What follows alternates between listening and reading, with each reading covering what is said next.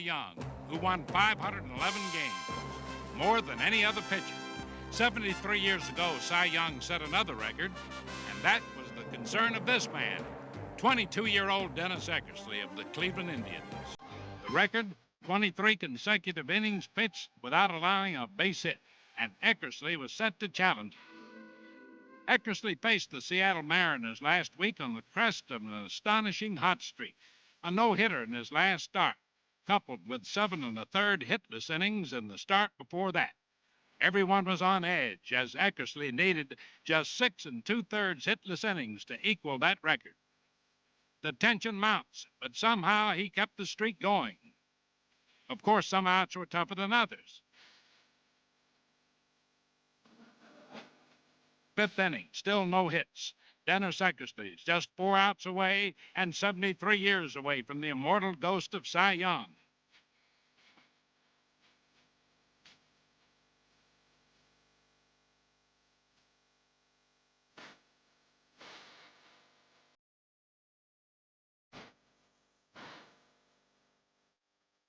Now it's just 3 outs away, and don't think Eckersley wasn't counting. Nope, that's not a hit, just an error. Doesn't count. Pressure is on the entire Indian team as well as the pitcher.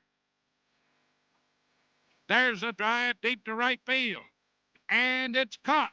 That brings the count down to 2 outs. Now to the 6th inning. The batter, Rupert Jones. Eckersley working carefully, eagerly, anxiously. And the pitch. There's a drive to right center. Rick Manning going back, and he runs out of room by about 5 feet. 5 feet, 2 outs, 73 years. Call it what you will. The brilliant effort fell short.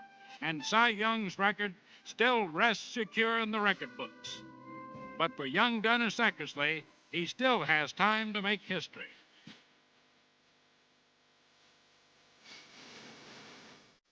In Minnesota, there's been talk of hitting records, which means talk about Rod Carew. Actually, the talk starts with Ty Cobb, the Georgia Peach, who once won 9 straight batting titles, 12 out of 13. And of course, Ted Williams, the last major leaguer to hit over 400 36 years ago. Carew just missed getting his 5th straight batting title last year and just might hit 400 someday. Baseball's perfect master with a bat. Show us how it's done, master. He makes it look so easy, like swatting summer flies. And Carew can really fly around those bases, too, in case you didn't know. Carew leads the league in batting average, hits, triples, and pitchers' nightmares. Once again, master.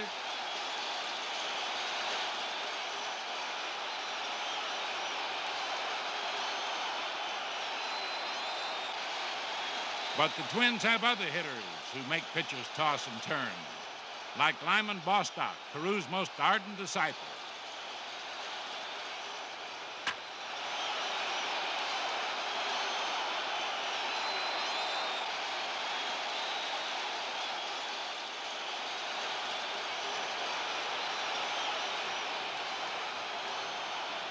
A surprise leader in the American League West, the Twins' outstanding hitting has been bolstered by good pitching, like Dave Goltz, who beat the Red Sox in a series opener last weekend.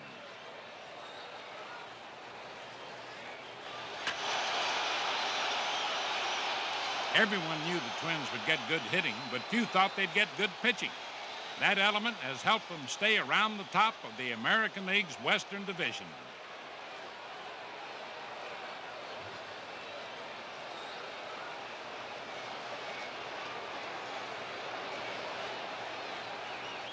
The Red Sox knew they needed some pitching to stay near the top of the American League East, and they got it the next day from Bill Lee. Lee proved he was really recovered from a bad shoulder injury. And what better way to prove it than to hold Rod Carew hitless? The way Carew's been hitting recently, that practically is a miracle. But with the kind of bats the Twins have, a pitcher at times can use a few miracles from his teammates. Dan Ford belts it to deep center. That ball is going. Fred Lynn trying to get it. Man alive, how about that? sensational catch. Fred Lynn. Look at Bill Lee. He says, all right, man, I'm a believer. And Bernie Carbo says, hey, me too. What makes it all the harder to believe is that Fred Lynn was just coming off an injury himself. He's got a questionable ankle, but that didn't stop him from also getting 2 big hits to give Boston the offense they needed to win the game. Lynn's performance for that afternoon had to get him a few more All-Star votes. Bill Lee finished today by allowing only 1 run against the Twins. The Boston Red Sox continue to keep pace in the American League East. At the same time, the Twins are concerned with a team that's been keeping pace in their division, the Chicago White Sox. Record crowds came out to Comiskey Park last weekend to see the White Sox get in step with the Yankees. The Sox are full of rollicking hitting rhythm, which moves to the beat of their bat-bats. Their tune, a Major League leading .293 team batting average. And the music to Chicago fans' ears is right on the score sheet, culminating in a crescendo of runs.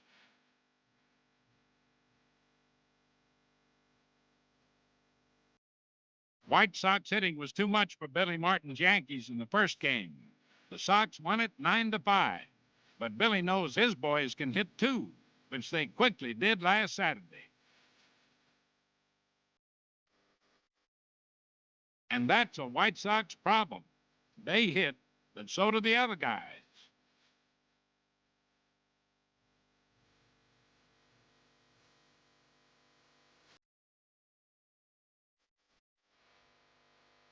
Their bullpen has been known to get early calls. The Yanks keep upping their lead.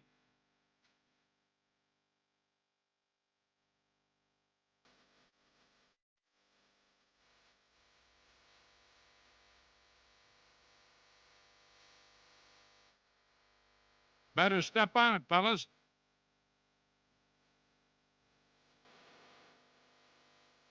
Sox manager Bob Lemon has to wish he was still pitching.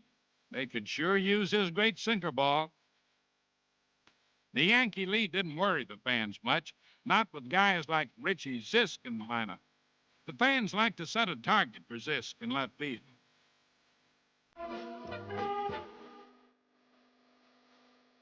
But watch, he overshoots it. It's going, and gone from Comiskey Park up onto the roof. That hasn't been done in 4 years. But don't bet Zisk, who leads the majors in homers, won't do it again soon.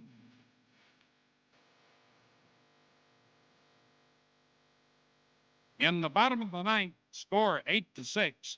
Sparky Lyle comes in to face Zisk with 2 on, 2 out. Zisk ready. Lyle pitches. Zisk slams it, but right at Roy White for the final out. The Yankees got away with 1 there, but don't stop the music yet.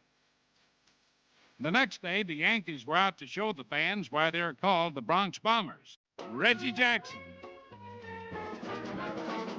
What a whop. Greg Nettles.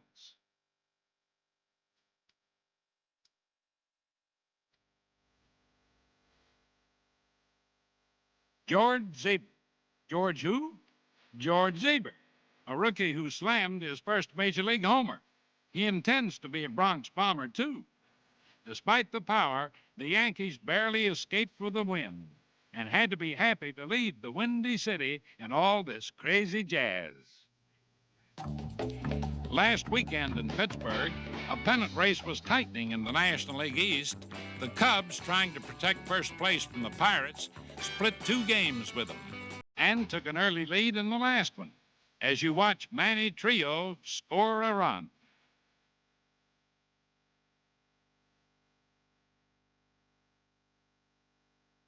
Then the Pirates began to flex their muscles. Willie Stargell is one reason the Pirates have long been known as the Lumber Company. And boy, was he hitting on Sunday. Two other lumbermen are on first and second, Al Oliver and Dave Parker. Pittsburgh lumber is solid grain, as men like Stargell prove again and again. That double knocked in 2 runs to give the Pirates a nice 5-2 lead over the Cubs.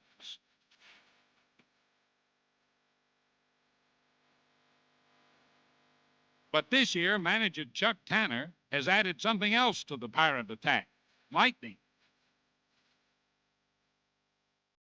There goes Frank Tavares. He leads the league in steals, which is why they call him the Pittsburgh Stealer.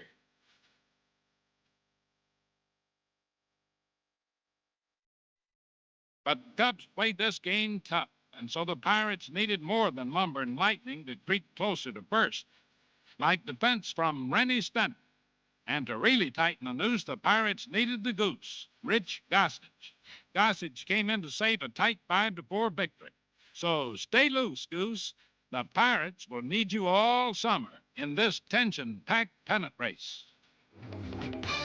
So far, the New York Mets have been out of the pennant race. Things couldn't keep going the way they've been going, so the Mets made the change that usually happens when your club is in last place. Here's General Manager Joe McDonald. We're here to announce that Joe Torre is our manager for tonight, succeeding Joe Frazier. Joe Torre has signed a 2-year contract with us. That is, he will manage for us this year, and then he has signed a contract for the 78 and 79 season. I was wondering how the Mets were going to get me to retire, and I think they found the way. Joe Torre, the player, had become Joe Torre, the manager. As a player, Torre was one of the best. An all-star 9 times, played for 3 different teams, was the National League's MVP in 1971. More important, he was a man liked and respected by almost everyone. As a player, he gave little thought to managing, but when the time came, everyone agreed he was the right man for the job, even Joe. Well, I feel I've had enough major league experience and under enough managers and playing for different type ball clubs, and just to know a new breed of player today and knowing what makes players tick, and just hopefully that I can have the respect of the players where they'll appreciate what I tell them, or not order them to do, but just ask of them to do, and I think pride takes over from there. I think it's an excellent choice, and I'm sure it's going to be the start of a good career for him. I think this is a positive step, making Joe Torre the manager, because he's an aggressive type player and he wants to win, and maybe he can change a few things around it because we are a better club than we produce on the field. As soon as Torre was hired, the Mets did start to perform. A manager puts a lineup out and hopes the club will hit. Suddenly, the Mets were hitting against the Expos. It's hard to pinpoint what difference a manager can make, but Torre made some quick decisions. One was to have the Mets run, including Dave Kingman and Bud Harrelson, back to his old game. Torre used another managerial favorite, the squeeze play, and more managerial influence, knowing when to take the pitchers out. Skip Lockwood is called in. He relieved 2 games against the Expos just at the right time.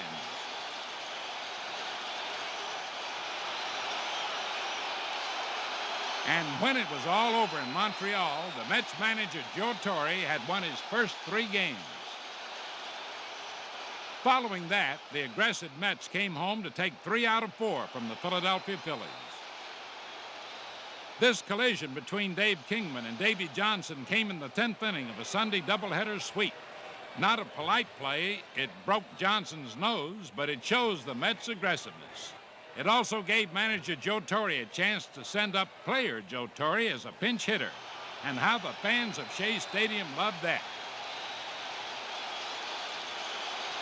The Phillies weren't about to let a manager beat them, however, and so they gave Torre an intentional pass.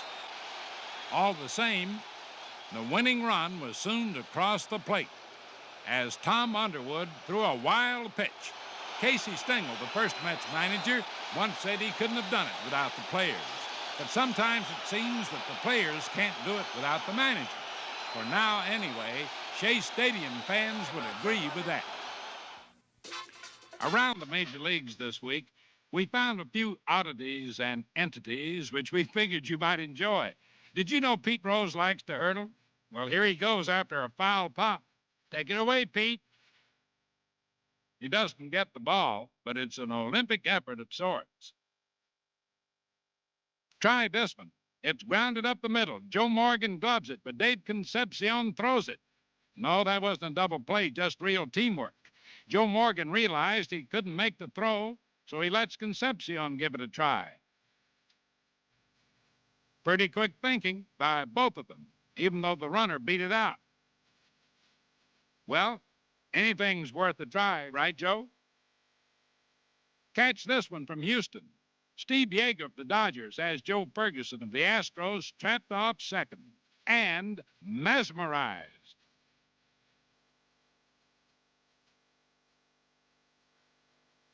Ferguson and Yeager used to be teammates. Could be they played too much poker together. Wonder who was better at bluffing. Out in Pittsburgh, Willie Stargell is saying, no bluff at all. A first baseman has to have a glove. Yes, but what happened to the one you had, Willie? Well, let's take a look. He sets to catch the ball, but it breaks through the webbing, and that can break a player's heart, losing a favorite glove like that. Moving on to Kansas City, a way to lose a ball game that really hurts.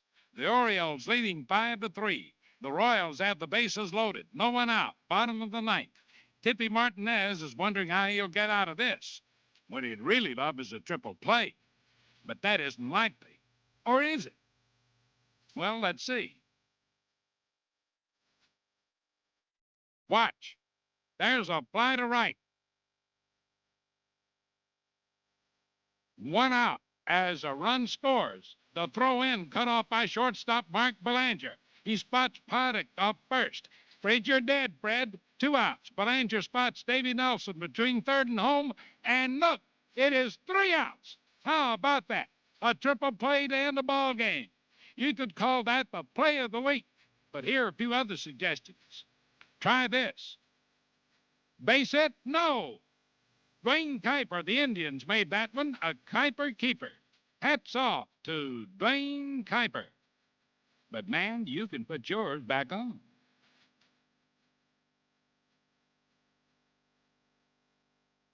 How about another one? Chris Spire belts one to center field.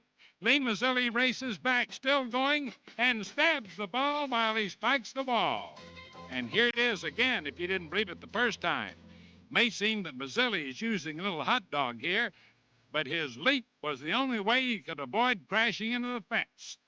You might want to vote for that, but we think you'll agree that the play of the week is one you saw earlier. Maybe we should call this play by Fred Lynn the play of the month, or a play for all seasons. Now watch. Man alive. We believe you caught it, Fred, but we just don't know how. Bill Lee looks like he could watch that play forever. Well, maybe just one more time. How about playing it again, Fred? Go, man, go!